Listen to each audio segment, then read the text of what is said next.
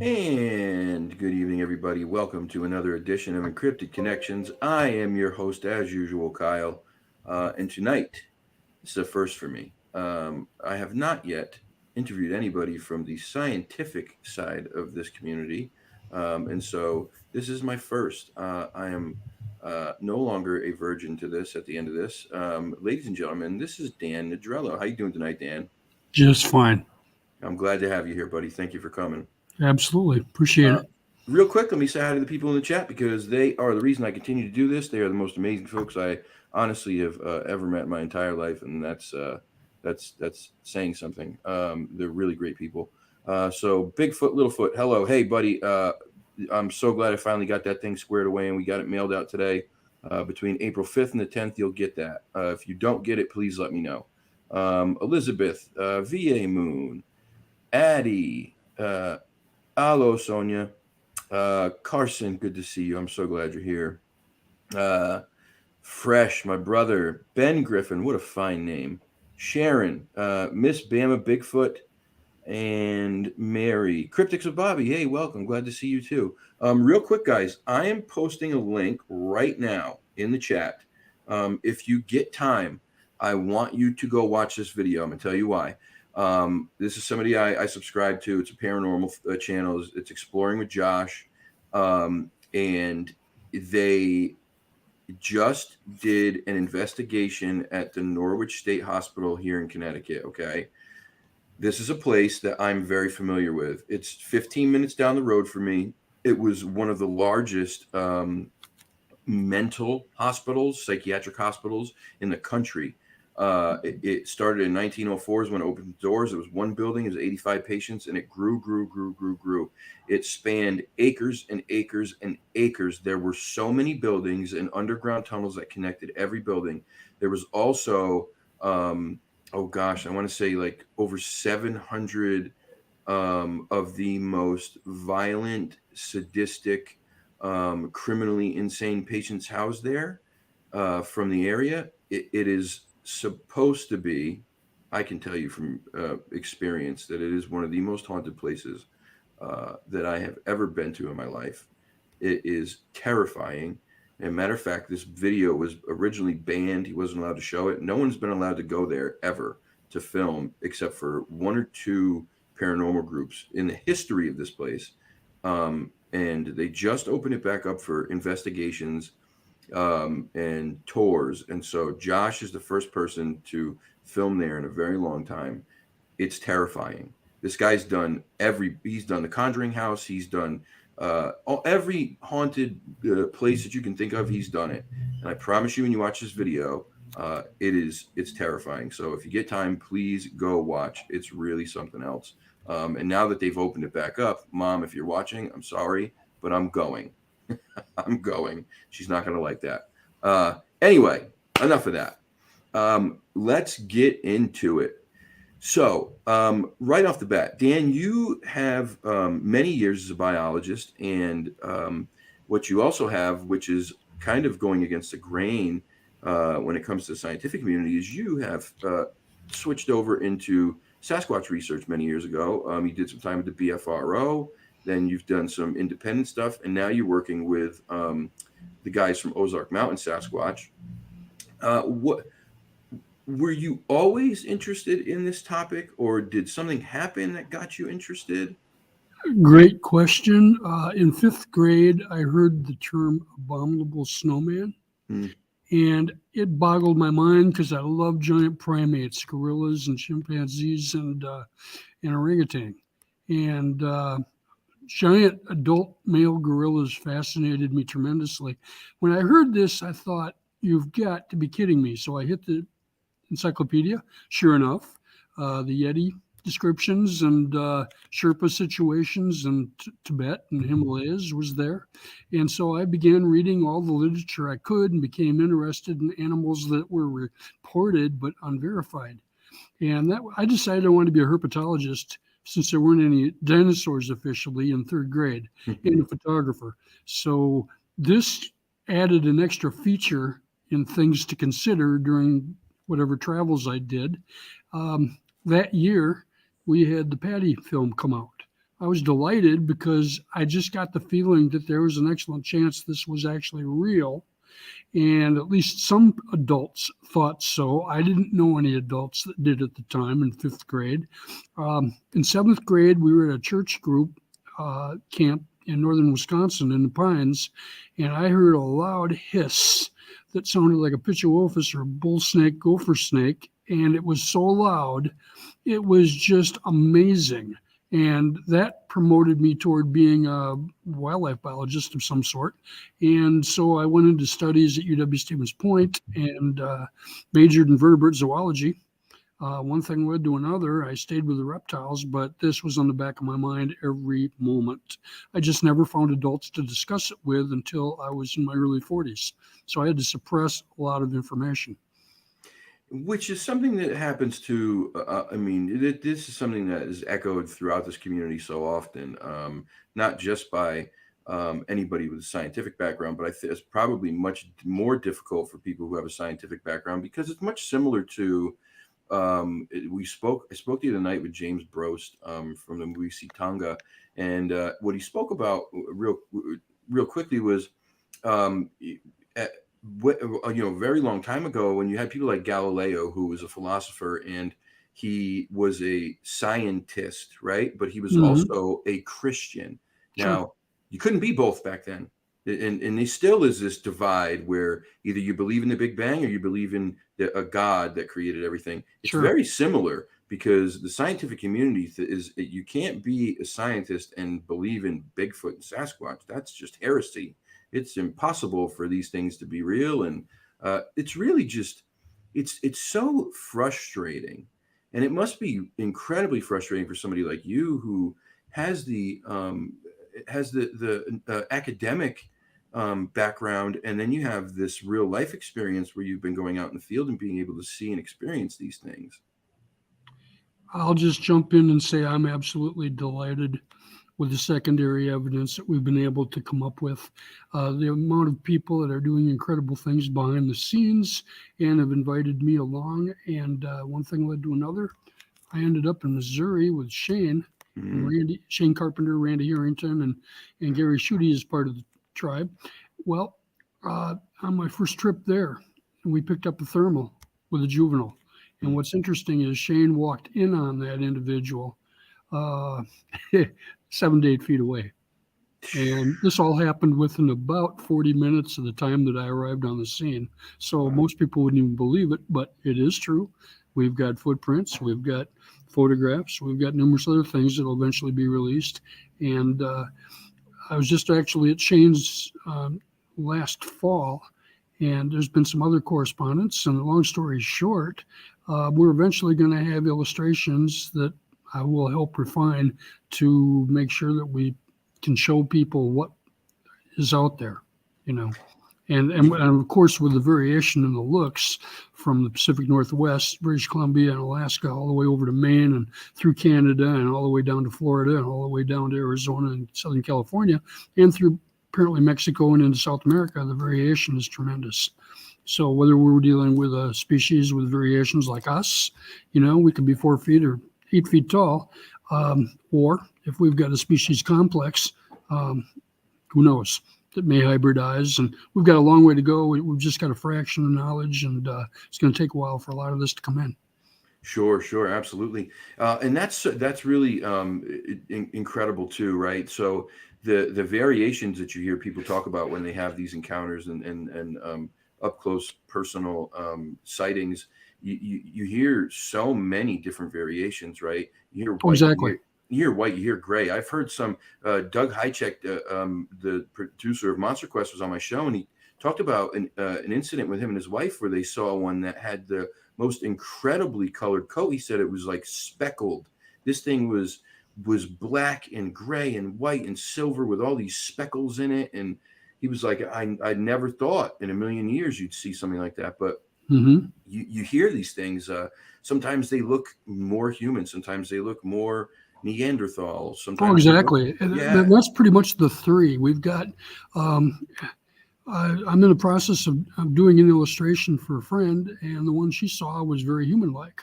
This was out of Washington area, Pacific Northwest. some out of Ohio seem to come in Neanderthal looking. And then I've had people convinced that they're gorillas. They're just like gorillas. And so we've got a range of in between. Now, my question is, do they hybridize? Right. I don't know. What's the genetics going on? How they're so mobile? What's exactly going on? We've got a long way to go to learn, but we are. The amount of information coming in continues. And as Cliff likes to say, Cliff Brackman, it's congruent information coming from many different sources that from people that would normally never, ever know anything about the details that we're working with, but they keep coming up over and over and over. So that's a lovely thing and continues to contribute to the database.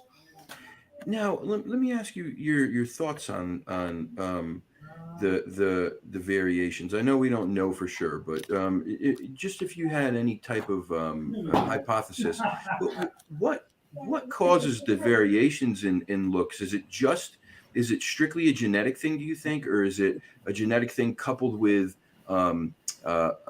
environmental aspects where they live? Obviously, I know that there's the law about if you live in a colder area, then the animals are bigger because they need to survive the cold months and all that stuff. But physical features, when you're just talking about the face, the color, that type of stuff, is it just genetics, do you think, or is there something else going on there? I think that we can have additional variations from environmental situations. Maybe there's some problems with the quality of the food or lack thereof, or competition to receive that food. Don't know. These are all questionable. Something I think a lot of people might not think of directly are potential diseases or genetic situations that might affect the placement of ears, the profile, typically a flat face for the target species, but could very well, if you check out the profile of chimpanzees and orangutans, you will see some variation.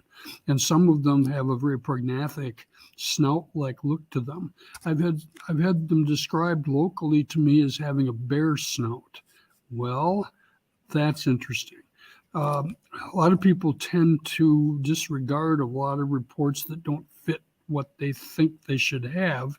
And we really need to collect everything to get a complete picture. There could be something could literally be defaced from wounds, from aggression or competition, easily have an injury where there's scars or actually body parts. Either, I've got a friend whose son saw an individual missing part of an arm, for example. So we don't know the extreme situations. There was a wonderful report from the Pac Northwest and the BFRO that had described an older, elderly individual with a very big reduction in the amount of muscle that was lost. This could be everything from lack of testosterone to just old age, and it become literally anorexic and problematic in that it just lost muscle mass due to age. It was hanging out with around a chicken farm, so there'd be easy protein access there.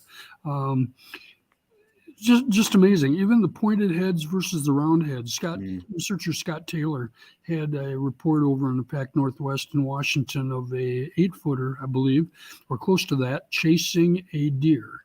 And the motorist saw the deer go across the road. He stopped, and then it was being chased by this older individual with sparse hair. Well, it stood backlit and looked at him. He waved to it, and it vocalized aggressively to him. And there was an exchange, actually, where it made some incredible vocalizations. But as he watched it, he saw it had a round head rather than a pointed head because he could see through the hair of it. And again, this was more of a long, gangly caveman type looking individual. So the variation in hair color is just extreme. Absolutely. Yeah, it's amazing. The auburn types, the blonde types, the white, that to me is just incredible. Yep, this used to be solid black, by the way. Yeah. Look, I got it too. Look at it. It comes. Yep. So, okay, so you guys, when I say you guys, I mean your group, Ozark Mountain Sasquatch, Sure. have been doing some really incredible stuff down there. You've gotten some amazing evidence, especially that trackway that recently was shown and released. And you've been collecting evidence, trackway evidence for how many years now? You've been doing this? Shane's been at it down there 5 years. 5 years. He Okay. invited Randy, he studied me a little bit, and in 2019 he invited me in. Okay, And so he's so been now- doing it 5, and then you joined the team in 2019. Right. But you have access to all that stuff that he's got, I'm sure. I do. Yeah. Okay. And these trackways are really impressive. I mean, they're incredibly impressive. The impressions are deep. They are detailed. There looks to be what we call the oh gosh, come on. CTE is hurting my brain right now. We're going to refer to the metatarsal break, maybe? Yes, thank you. Mid-tarsal break. Yes, Sure. Thank you so much. You bet. Appears to be a mid-tarsal break. Mhm. The heels on some of these vary, right? Some are very thin and others are wide. Yeah, I'll put my 2 cents in there. There's questions too, because not every foot looks exactly the same. Right. So quite often people would look at them and determine, well, that can't be real because it doesn't match what that particular person has in mind for what the parameters are for the foot. I'm in the process now of studying Homo sapiens, our feet, just to check the variations and the extremes and the averages and things of that nature, with everything from heel width and the ball width to the toes extension to the formation of the toes, the anatomy, also the length of the foot, and then obviously the gait, or what's typical, from one foot punch to the next, what's typical. And we've had all kinds of evidence come in that often isn't accepted. Sometimes it is. I've got a little thing going on here that I've got to try to, my goodness. Pardon me as I deal with this. It's all right. It's okay. Yeah. Can you see me okay? Yeah, we can see you perfect. Okay, good enough. Then I'll ignore it. Long story short, we've got a lot of work to do on the tracks because some of the specialists have been fooled in the past, and people like to fake things and see if they can't fake out a expert or specialist. I'm not anywhere near an expert in the tracks at this point, but I'm studying, and I like the way Cliff puts it. He just says, I'm a learner, and teach me or make me believe something, because there's so much evidence out there that I think is being overlooked, especially if you've got tracks from a smaller individual. The one that we have right now is punching a lot is 9.5 inches. And what's interesting about it is that a lot of people would look at that, just ignore it. That's human. It has to be human. Well, there's a lot of things to take into consideration regarding when these tracks were made. It isn't necessarily going to be taking giant steps every time, especially if it's hanging out looking to pick up mussels or other food items. So there's a lot of factors involved. Usually we don't get great tracks. I'm of the mind that I won't say disguise them, but I think they're very careful where they place their foot. Yeah, and sure. I think that we've got reports of them actually doing things to eliminate obvious footprints. I think there are signature footprints where they'll literally leave one just for communication for other members, maybe. There's a lot of different philosophies, a lot of different experts, but we're really just learning. And we've got so far to go to learn things. But what's interesting is when you get repeat information that shows up in different locations that other observers describe as well, that are almost similar.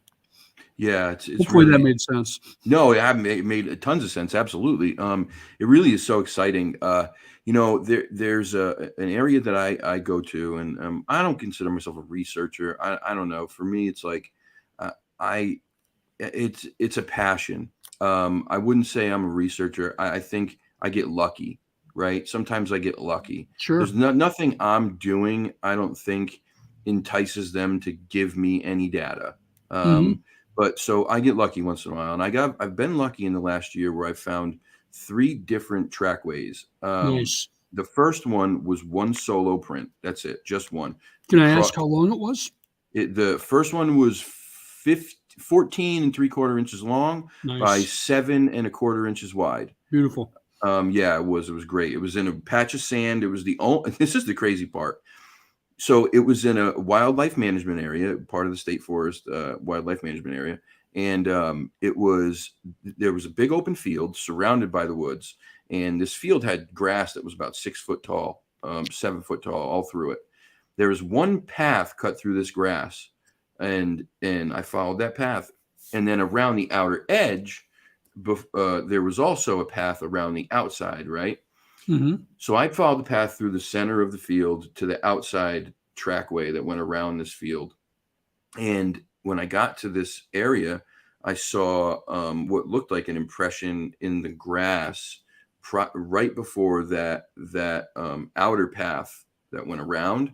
Sure. And I'm like, well, that kind of looks like an impression. And then I walked a little further forward to the outside edge of the path where the wood line was, and I didn't see anything. And I'm looking, and I can't find anything. Well, there was a patch of sand, and it was literally probably 12 feet by 12 feet. I don't know why it was there. It was the only patch of sand on this trail at all.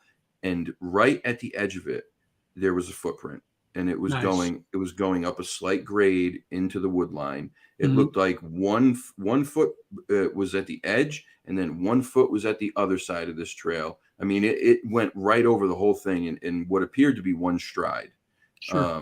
And it was a fairly large stride, but the print was really good looking. Then the second set was 4, and it was also on a trail, but this was much deeper in the woods, and it was really muddy, and it was all hard packed dirt and rocks, because in Connecticut, this is what we have. Our soil here is terrible. It's all rocky. Sure. And there were leaves on top of it.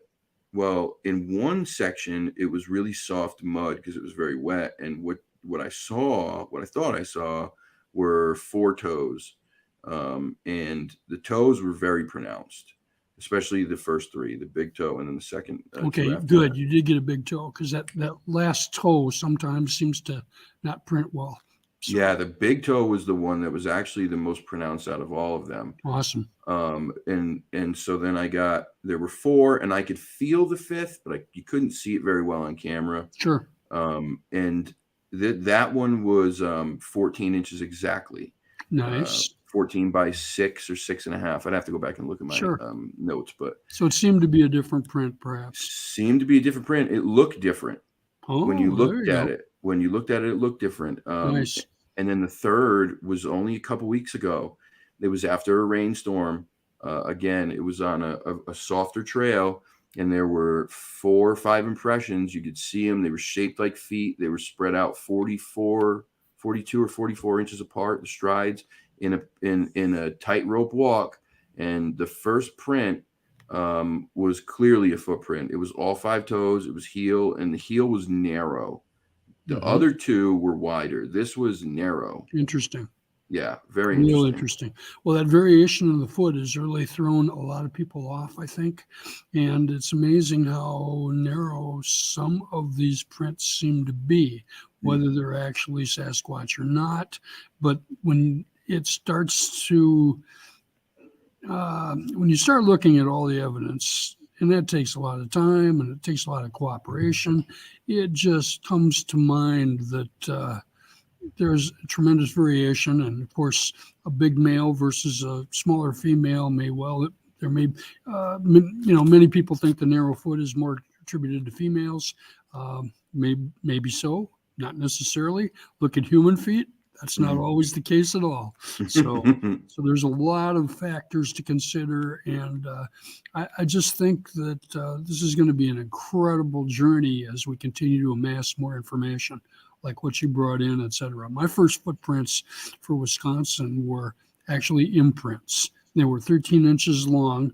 I happened to be at a site where we had activity from an observer who saw, standing by the tree branch, and not completely stood up.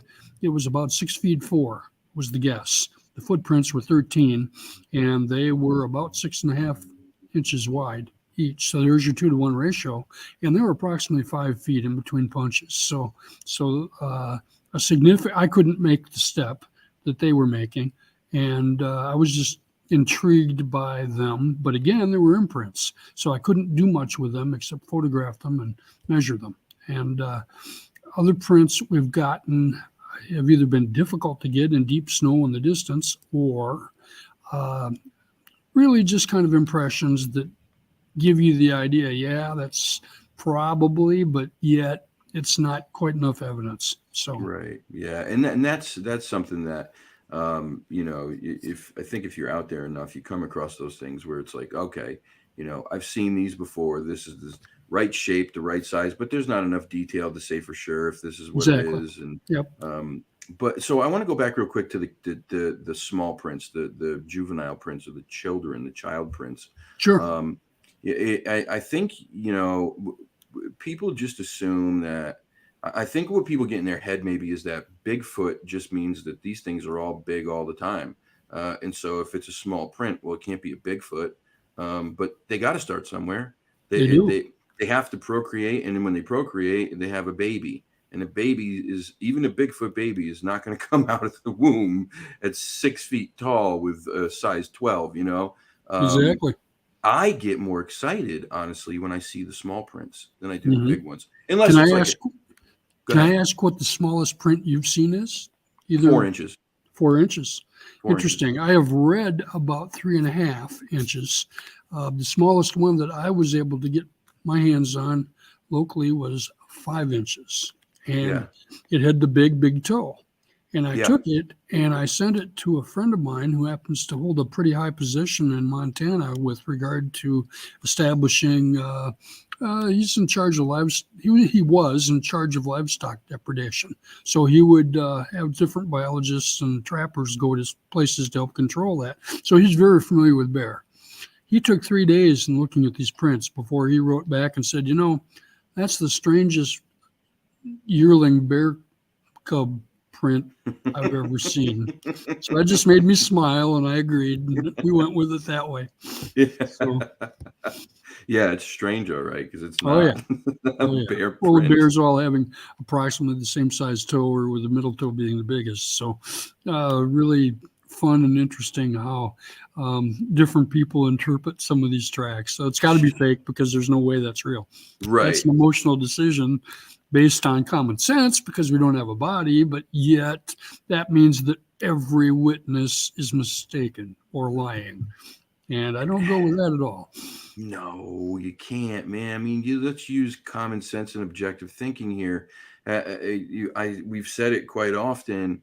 Which makes more sense? Does it make more sense that thousands and thousands of people over how many years? I mean, hundreds of years? Thousands of years have all been lying or all been on hallucinogens so powerful that they're all seeing the same thing? Sure. Or is it possible that even one of them is real? And if one of them is real, then that means that this thing is real. Exactly. And then you go back to the Native Americans and all the different geographical locations that they described something similar. And they couldn't communicate with each other. Well, it's certainly the ones in California weren't communicating with the ones in Florida or Maine. That's probably true. Yeah. So, exactly. Exactly. We've got an incredible history, and everything from the sculptures of the little ape-like faces in the Pacific Northwest to just the culture of all this. And talking with Native American friends all over the country, it's just wonderful to hear what their grandmothers told them or their grandfathers. So I've been very lucky. My network is huge, and I've got so many invitations I could take. It would take 3 years just to visit the first 1,000. So I know what I'll be doing once I get a chance to get on the road. So. Well, I'll be jealous. It is. I'll still talk to you. Okay, good. You just pass along the information. We'll call it square. Exactly. It really is amazing. Me and my mother went last week to the local tribes museum here, and it's just another one. So they don't have any folklore about a Sasquatch, right? Mm-hmm. But they do have a giant. They do. Yeah, they do have a giant, and so again, maybe not exactly what some people talk about, but still a very, a large giant creature with Sure. stories behind it that helped the tribe and then cast people out when they were doing wrong. And it's really amazing stuff. I forget how many names there are, Native American names for Bigfoot, Sasquatch, Sabe, Situnga. I mean, there's just so many. Oh, exactly.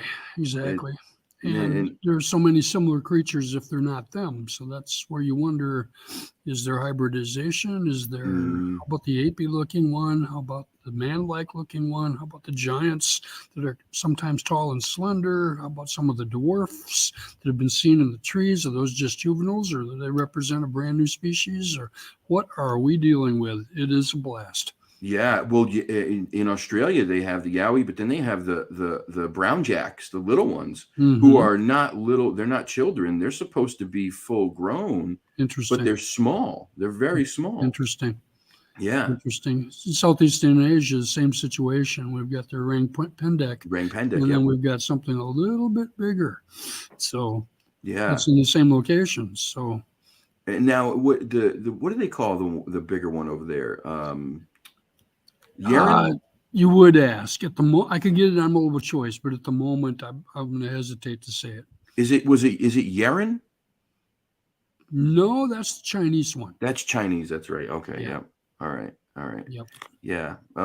There's questions about whether Yerens are actually an Asiatic version of Sasquatch, which they may well have originated from there to begin with.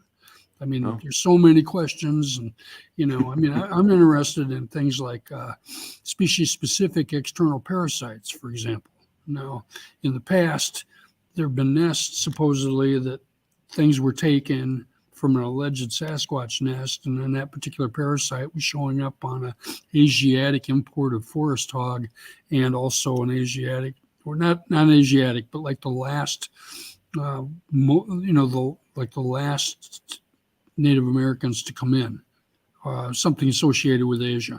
So I have no idea. There's a lot more work to be done there, and there's a lot of questions regarding the information available. But if we can focus on all kinds of things to continue to tie this mystery in together, that would certainly speak as well toward the existence of these big fellas. Sure. I think one of the other things too that needs to really happen. Barton Nunnally, are you familiar with Barton? Oh yeah, Barton's a friend. Yep. Okay, Barton. So I've never met him personally, but I'm very familiar with what he does and his work and all that. And he had said something once that when you take all the encounters that people share and you put them together, he said you still don't have an accurate account of these things, because so many people, even when they tell their encounter, leave lots of things out because they're afraid that they sound too incredible, that something else was happening when they saw a Sasquatch, or it looked too large, or it looked too weird, or whatever. They leave things out because they're afraid. They're afraid that people are going to go, "What are you talking about? Like, you're nuts." I think you hit it right on the head. Plus the fact that we've got all kinds of factors to consider on the observation. How frightened was the individual? 1, 2, the distance observed. 3, how much light was there? 4, the longevity of the sighting. 5, it might have happened so fast that it was very difficult to see, too. And the speed in itself might cause people to step back, and I don't want to even tell people about that because it just seems so ridiculously fast. There's a fair number of reports that suggest that they've kept pace with vehicles doing 45 miles an hour. Well, when you think about it, the fastest human beings are wide receivers and some of the race, contestants. Bolt comes to mind, and when you check them, I think Randy Moss was clocked at approximately 30 miles per hour when you checked out his 40 and 60 yard dashes. So if a person can run 30 miles an hour, and you're dealing with something 8 feet tall that's built different with more twitch, I don't know that 45 miles an hour is too hard to believe. So, and some people suggest even faster. No idea. When I was in high school, we used to jump off hay wagons at least 18 feet off the ground and think nothing of it. So doesn't that suggest these things could easily drop 40 feet out of a tree or more? So, I mean, I think the physical capability a lot of them have, especially maybe the long, slender teenagers, who knows how fast or how high they can jump, things of that nature, you know? So, Agreed. So there's some amazing things that can happen. I was just comparing friends' reports with Cryptics has got a Randy Moss jersey. Love it. So anyway, I'm a Packer fan, sorry. But anyways, they saw a Sasquatch jump across the road and it didn't touch. And Suzanne, a friend of mine from Ohio, told me that it was 4 feet off the ground to start as it leaped over apparently a fence, but when she saw it, it was 7 feet off the ground, cleared a country highway all the way across in one leap. That's pretty amazing. Yeah. I talked with some other folks and they saw one go horizontal in North Georgia and it was like as high as 12 feet in the air, jumping off a bank as it cleared the entire road. A buddy of mine he's a naturalist. He doesn't have any idea what he saw because it didn't match anything. It didn't have thin deer legs. It had legs that looked more wolf or cougar-like. It did not have a tail that he could see. It was 7 feet off the ground, also jumped off a ledge, cleared the entire road, and it was as close as about where his lights were on his vehicle as he was driving down the road.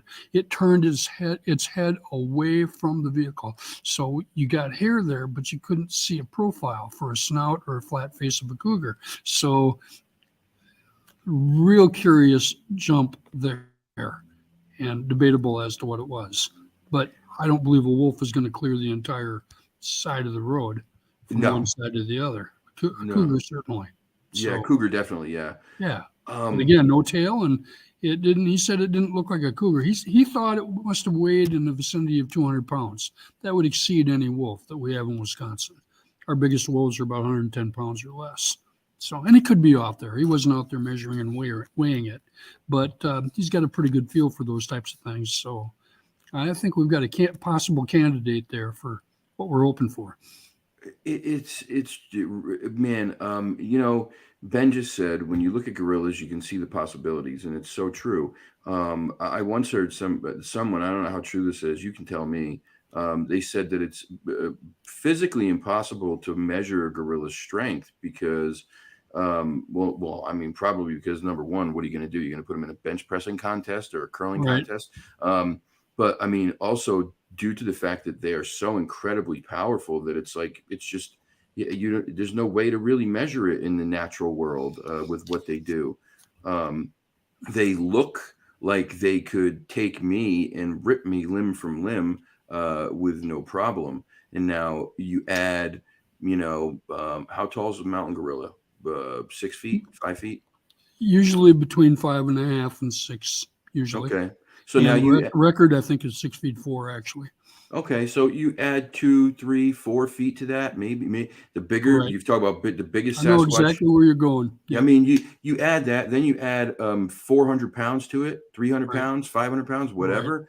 Right. You have a super hero is what you have. Well, sure. If you continuously add on to each physical ability that the gorilla has, and then you add the weight, you add the size, you add the muscle density, all these things, what you're left with is something with super capabilities. The stories you hear, I've heard people say that when they saw this thing move, it moved like a cartoon. It didn't even look real. It looked like it was the Road Runner. It moved so fast. It was a blur. Right. When there's a 9 foot tall, 1,000-pound blur, I mean, that's some crazy stuff. Oh, exactly. I've worked with property owners in Virginia, Tennessee, and Indiana, and and Wisconsin, and now Missouri too. But some of them have described seeing what appeared to be somebody in a hoodie wearing a sweatshirt or a big heavy sweater, dark, brown, black, and obviously riding a motorcycle across the field. It was that kind of speed that they were moving. So in other words, you're going through vegetation and you get a waist up shoulder but the speed is just incredible. And I've had numerous people who didn't know each other describe almost exactly the same thing from Tennessee, Wisconsin, Missouri, and it's extremely amazing. I think we're going to be amazed when we get some of the official statistics that goes with these big fellas. So yeah, I agree. The other thing that's really crazy when you mentioned that they said they saw somebody on a motorcycle, I wonder if part of what they were saying too is that it didn't, when it's moving, it didn't bob up and down. It looked like it was riding a bike. Extremely smooth. Yeah. Extremely smooth. Yes. That's another character of some of the Gaits described in movement. Yes. Why is that? What causes that, Dan? Ask me next year. I'll give you a much better answer.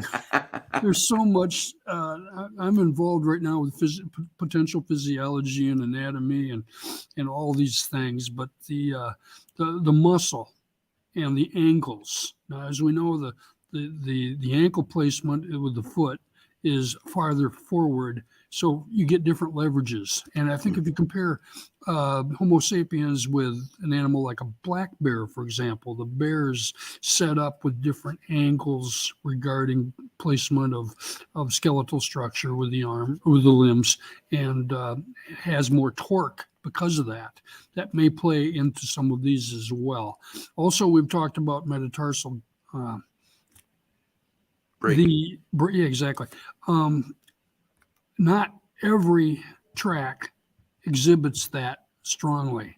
So there is question about, is it possible some of these tracks jive with the phenotypic or the physical look that some of these individuals sport? In other words, these look more human, these look more gorilla, these look more cavemen.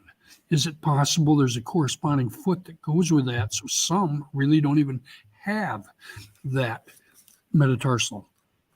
Right. And what's interesting is that means more different types of arches. And if that's a humanistic character, people that are convinced that we've got an ape-like structure with them, that might be a politics, sociological situation involved. So, regarding whether they're apes or whether they're fossil humans, or maybe they're Sasquatches. They belong to their own family. That's right. Their own group. They're not apes. They're not people. They are somewhere out there. So we've got a lot of work to do, and drawing conclusions on a fragmented amount of information is probably going to change over time as we get more information. Right. Yeah. It's interesting. When you think about that stuff, the over and over people talking about those things where looks like they're walking on one of those moving escalators, like at the airport. It just looks like they're floating. Or, yes. Even in that, what is it? Is it the July 4th footage where the one is caught picking the baby up from behind the rock, and then she walks off with it, and it looks, it's on uneven ground, it's very rocky, and she just moves through there like it's like nothing. There's no head bob, there's none of that. It is like as smooth as can be, like she's got roller skates on and she's just gliding downhill. It's really crazy. What's your favorite part about this, Dan? I like to ask people this. I haven't got a daylight sighting yet, and I'm also a biological illustrator, and I want to be able to draw them perfectly. One of the best illustrations I've seen regarding accuracy comes from a combination of different artists. They're all good. Sibylla, Christine Irwin with the BFRO, she's amazing. Alex Evans is a personal friend of mine along with Sibylla. She's amazing. And there are numerous other people out there as well. There's one that Sibylla did on the phone because there were two observers watching this 6-foot male peeking around behind a tree. So she was able to do the drawing from the information that she got over the phone. It was an Oklahoma specimen. And what's interesting is that's the one that looks very similar to the one that Shane saw. And so I'll be working with him to detail that in the future. And so that's part of it for me. I just couldn't put a mindset to what they all look like. But if you look at another great illustrator with detail is Larry Batson. He puts out some amazing examples of deformities that they might show. In other words, the eye size or the eye space, distance between the eyes. There's all kinds of potential genetic situations or wounds that could contribute to some of those looks. So, and because we continue to get these small tracks reported, that suggests that reproduction continues. And so if these guys are governed by the same laws that our normal wildlife, cougar, black bear, wolves, coyotes, other predators, different omnivores like raccoons, if they are governed by that, in other words, improved fishing, better wildlife corridors connecting national forests, more farmlands that are starting to do less agriculture, but they're doing more, shall we say, conservation land set aside, all of a sudden it's wilder now in many places than it's ever been before. So they would certainly benefit from that, and it seems that way.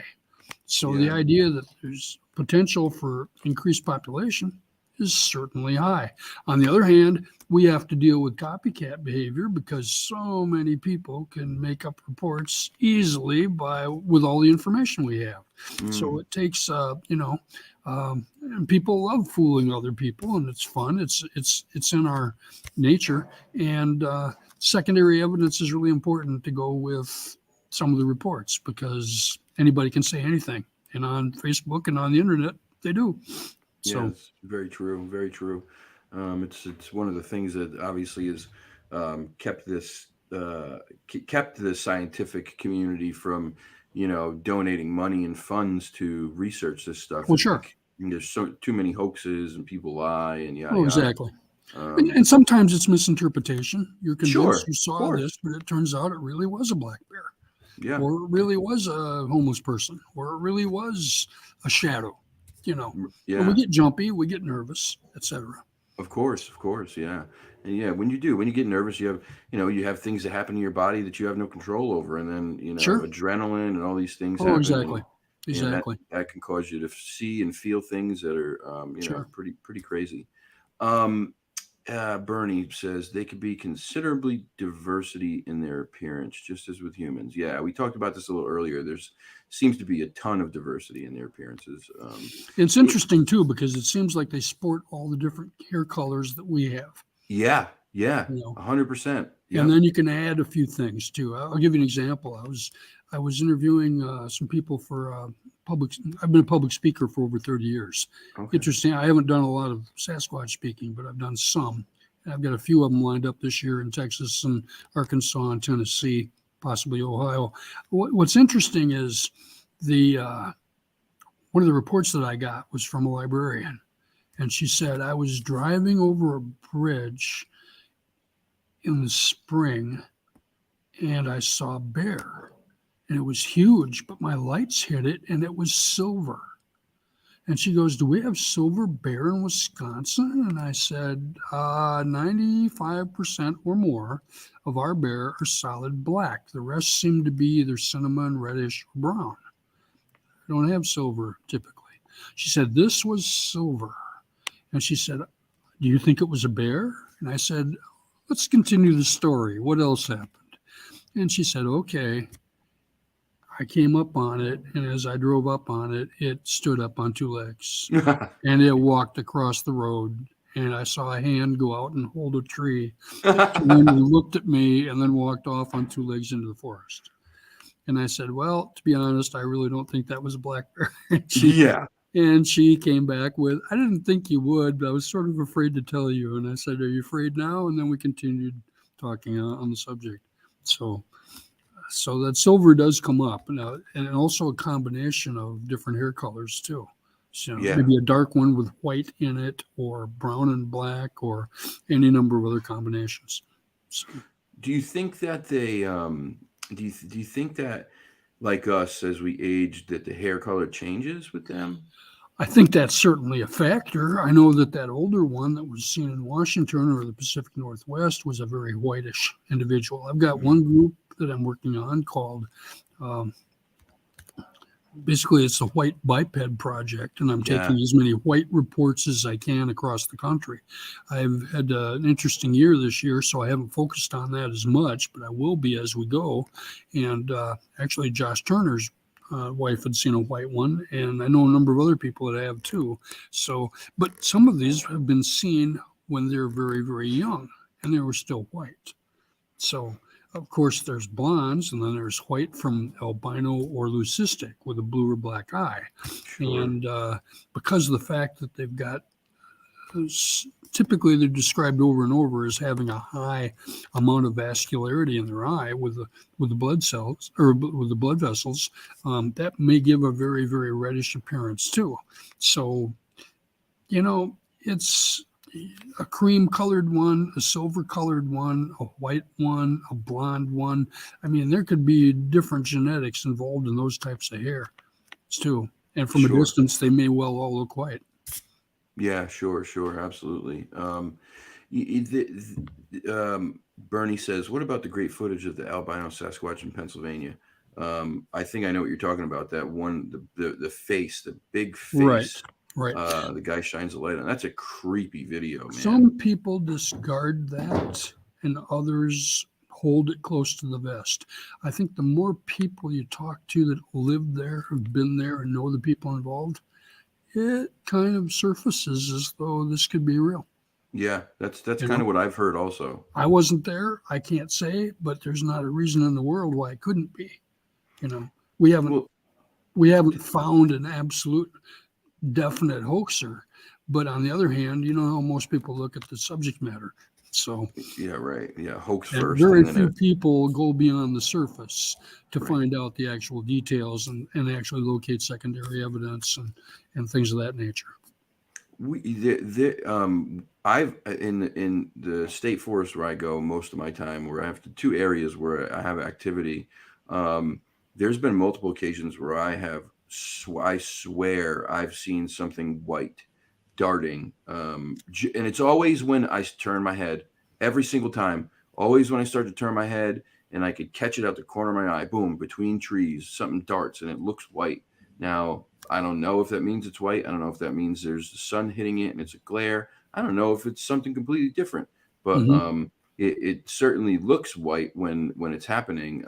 I've also had other people because I do every investigation I do is live, every single one. Wow, man. So that people are there, so they know there's no tomfoolery. What you see, if something happens, it happens. If it doesn't, it doesn't. Sure. And it's for me also, right? So that there's no one can say, hey, this guy, edited the video to look like this. And there's no editing going on at all. Sure. Which I think is, it's unfortunate, but it's also important to try to do these things so that people can see that there are things out there that you may not know about.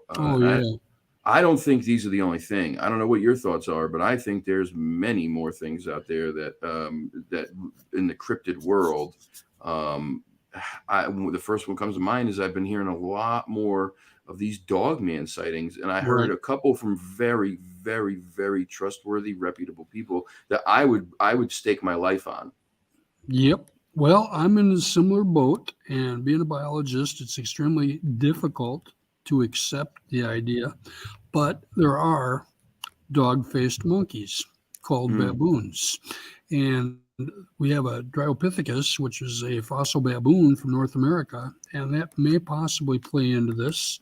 There may be some other situations that play into this. And then there's a large, wide range of claims of everything from giant hyenas to upright canines to Sasquatches with snouts. So again, that comes down to possibly some genetics. And like you, I would agree that if we can have a giant species or multi-number of species of hairy bipeds that continue today, remain unverified, what else is there? Yeah, exactly.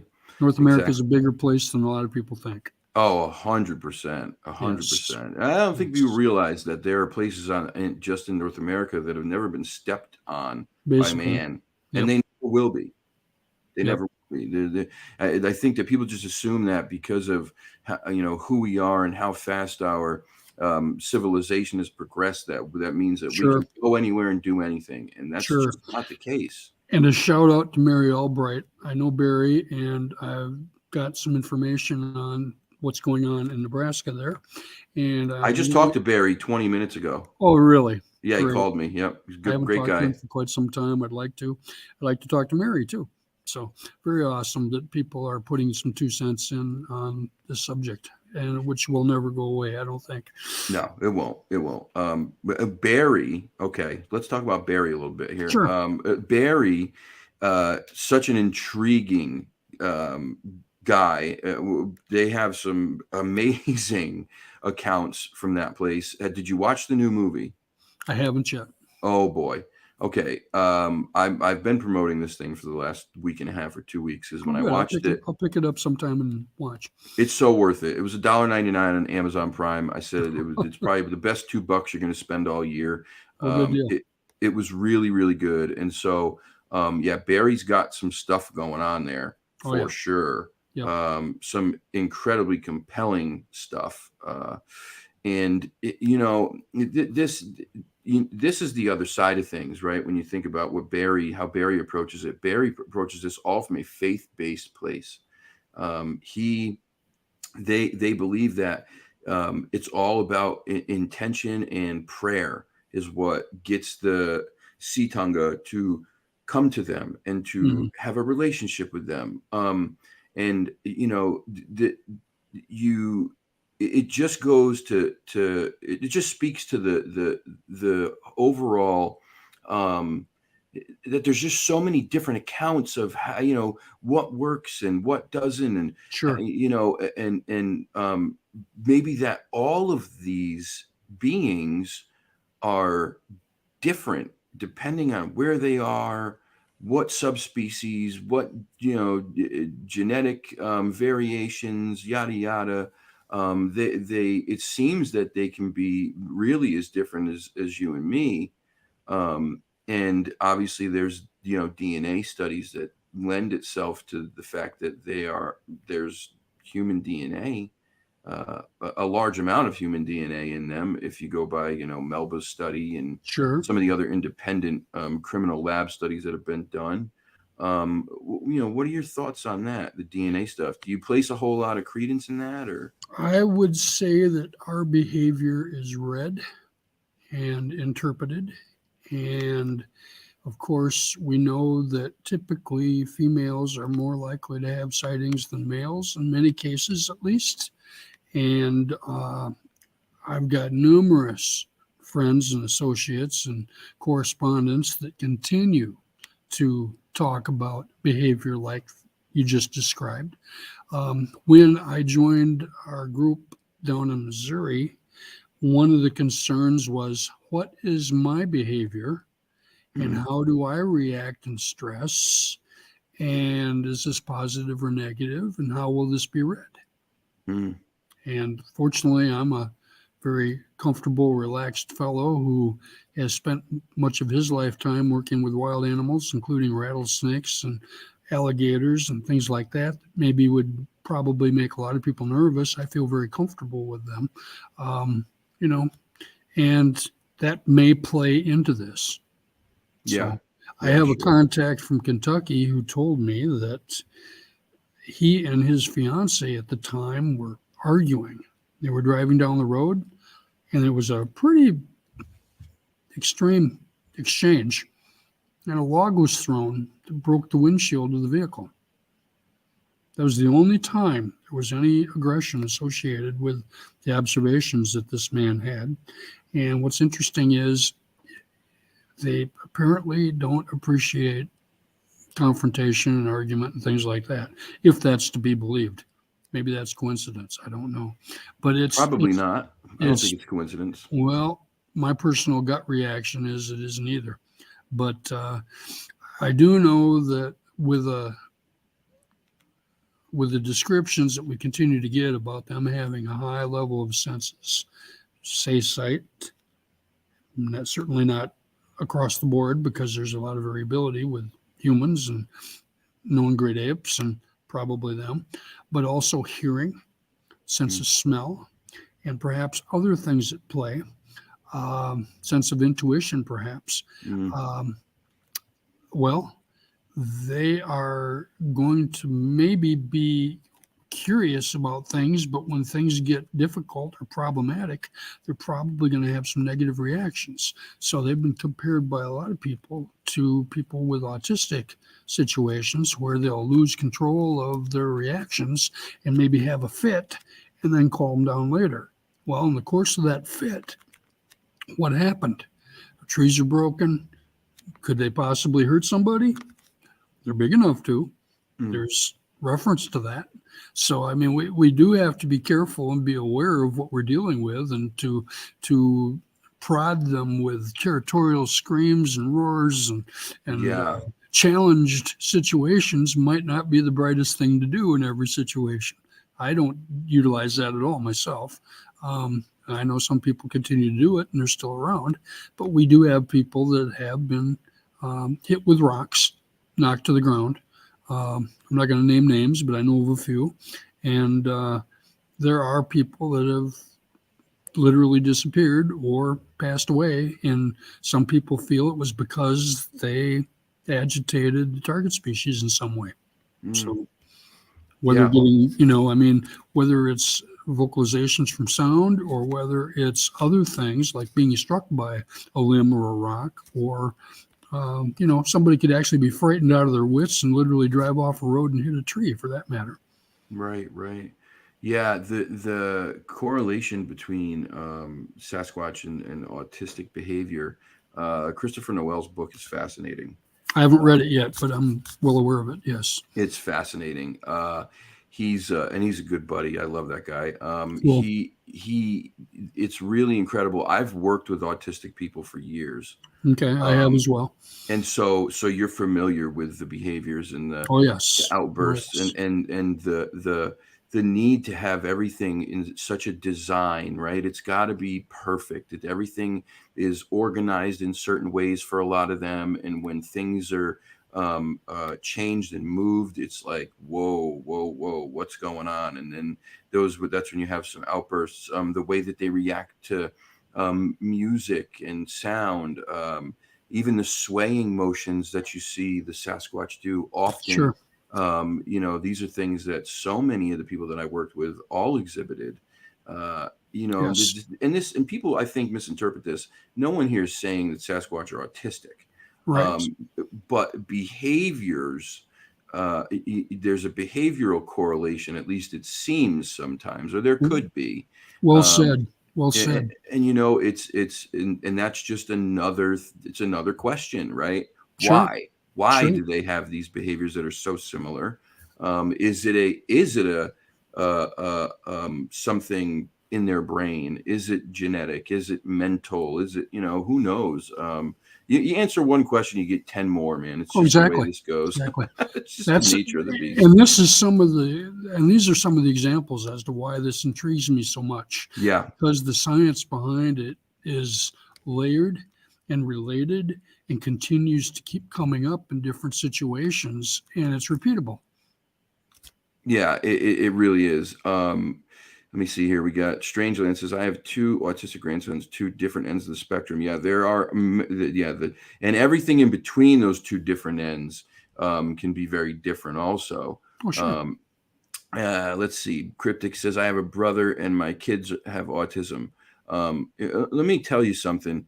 Ben says, I see autistic people some of the brightest in the world. I'm going to agreed 100%. Some of the autistic folks I worked with were absolutely brilliant, right? Sure. Some of the things that they could do or they could remember, it was just incredible. I mean, it was incredible.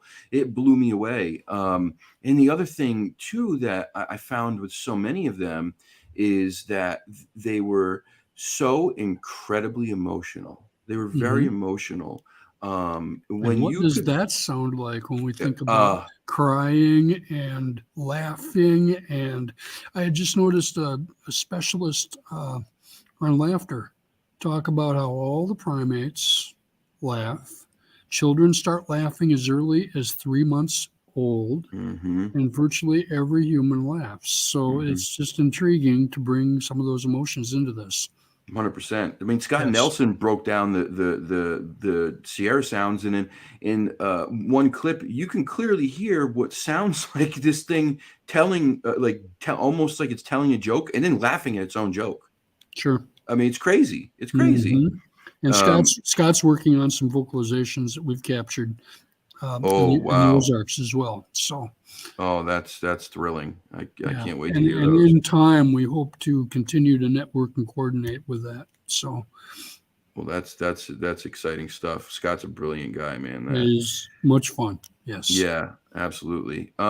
Me just going through some of these comments here because some of sure. these guys, the people in the chat just blow me away, man. Glenn wants me to ask you, do you believe? I think he wants to know if you believe in interdimensional travel, or I'm not qualified to even comment on that. Uh, and I've got my hands full studying natural resources sure. and situations that our flesh and blood version do. But and I also know that these things will often drop to the ground quickly, and so they're literally disappeared, but they're in 2 feet worth of brush. And as far as the interdimensional things, you'll have to check in with some other people on that. So, can I rule it out 100%? Of course not. Who Yeah, knows? There's just too exactly. many. I mean, science is but a fraction of what it will be.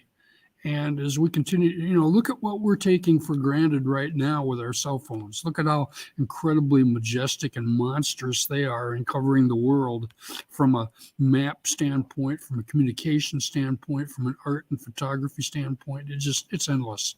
So Yeah, 100%. that's my answer. Okay, well, hey, listen, I respect that. I'm not qualified to speak on that either. I don't have the education to talk about that.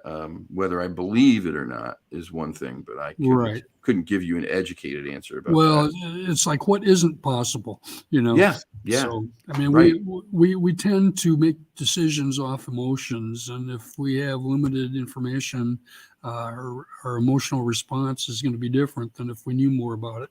right, So, absolutely. Bernie, man, this is something that I am very intrigued about. Bernie says taste as well. Multiple accounts of them sticking their tongues in the air as if searching for something or tasting the air. Now, the first thing that I think of when I see or hear this is that the Fleming response in horses, sure, right? How they stick their tongues out, and right. that's the first thing I think of. That's an But interesting comparison. it could be many things. I mean, I think so. it could be like a snake, right? Snake's trying to find Sure. its Now prey. you're getting into my specialties. So, Yeah, right, right, we right. call it chemotaxis, touching or tasting the chemicals in the air. And who knows what kind of sensory system they have that You way, exactly. you know? Exactly. If it's as complex and as far ahead as they are physically, then geez Louise, can Oh you yeah, imagine? we have a lot to learn. Yeah, it's amazing. All right, listen. I'm not going to keep you here much longer. Okay, But I want to ask you. I sure. asked people a couple questions, and this is one of them. Since you've been in the field, can you tell us the most exciting or most terrifying thing that you've ever had happen when you were out there in an area where Sasquatch activity is? Well, looking through the thermal and seeing one, and then having Shane walk up on it 7 to 8 feet away was pretty pronounced. That was awesome. That was the Um, little guy, right? yeah, yeah, Yeah. yep. And the footprint tracks in the large number that I was able to see last fall, that was tremendous. I've been sneezed at behind, like 9 feet away in the dark, and right after a big coyote pack came through. That was fun. My best vocalization was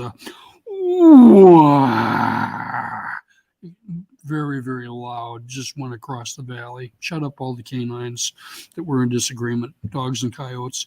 That was fun. I haven't been able to see what I want to see yet, so I will be traveling to everywhere that I can and taking people up on their offers. So, and I'll be doing a lot more tent camping this year, hoping that I've been in Colorado and had them, I believe, had them close to the tent. That was interesting. I was in Arkansas one day in 2020, and that night there was some strange things going on. And George, and I'm not going to elaborate on them. I've got more audio to listen to, and I'm hoping I caught some extremely interesting things. We'll see. In Georgia one night, I was talking to a friend. Everybody had left the campground, and I went back to the car or vehicle. It was a Yukon, and there was a 2-foot piece of branch stuck up over the windshield. So that was new. Looked at my cooler. There were 2 different species of oak leaves, one placed on each side. That made me feel like that wasn't the wind.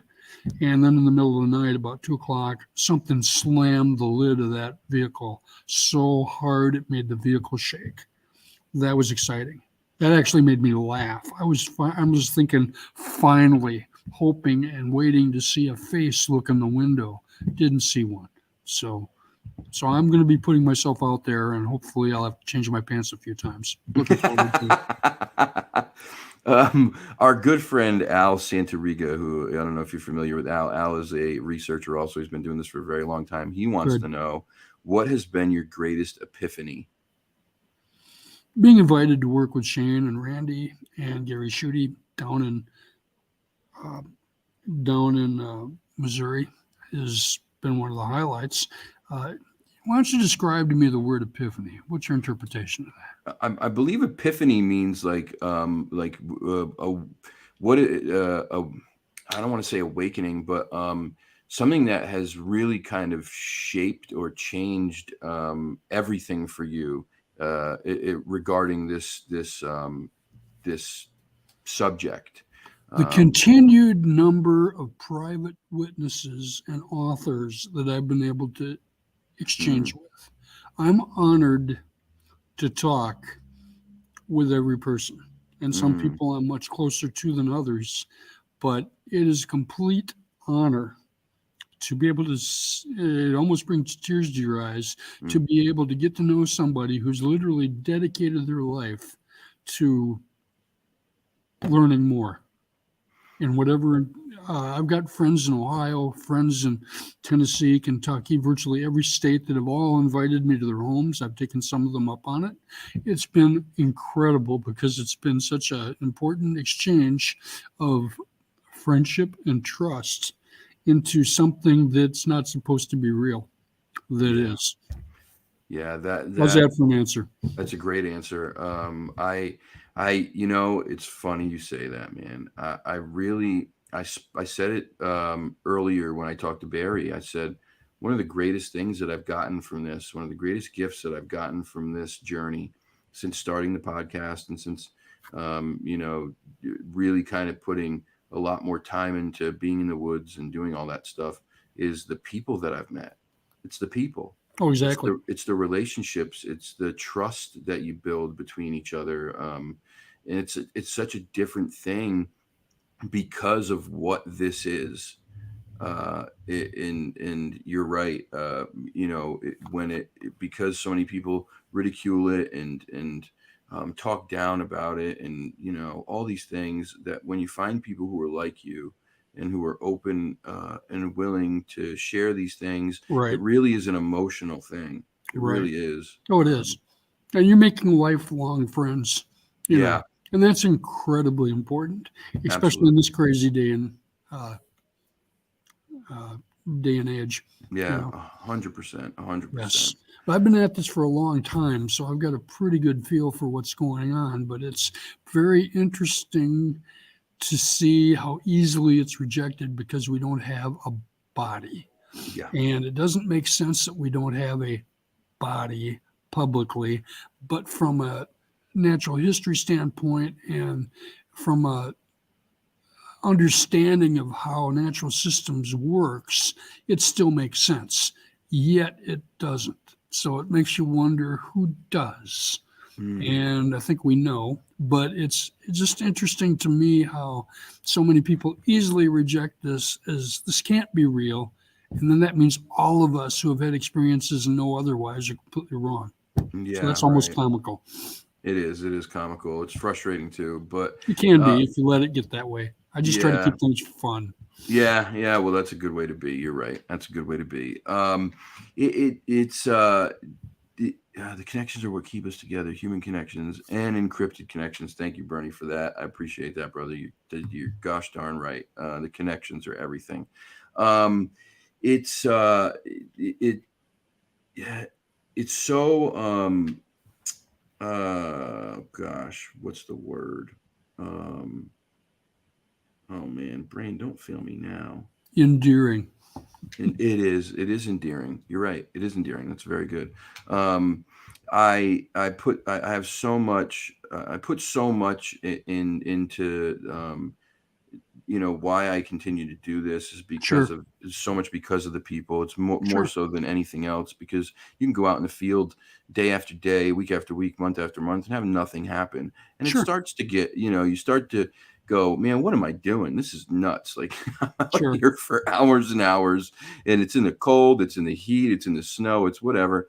But you still have the people coming back day after day, there to talk to, there to share things with. Man, that is just it's special stuff. Well, if you build up to a big communication, all of a sudden you've got things happening all around the place, This is true. there's things to build on. Plus, there's more information available to read, to study, to learn, to incorporate different methods and techniques. But just keep it fun, and that varies for all of us. What's fun and what isn't. So If you ask the folks here, one thing that I harp on constantly is that exactly that this for me is always about fun.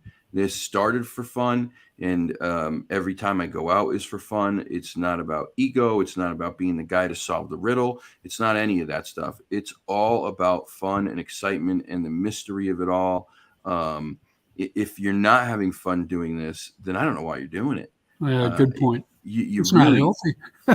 yeah, right. I don't it's not healthy, and if you can't have fun with something that's still, quote unquote a mystery or unknown, and man, you're doing it wrong. You're just doing it wrong. And the body thing, here's my thoughts on that. We've put more people away for murder with much less evidence than we have for that says that Sasquatch are real. So that's how I feel. Sure, We'll leave it there, but a lot of people feel that way, and well yeah, said. Yep, yeah. Um, yep.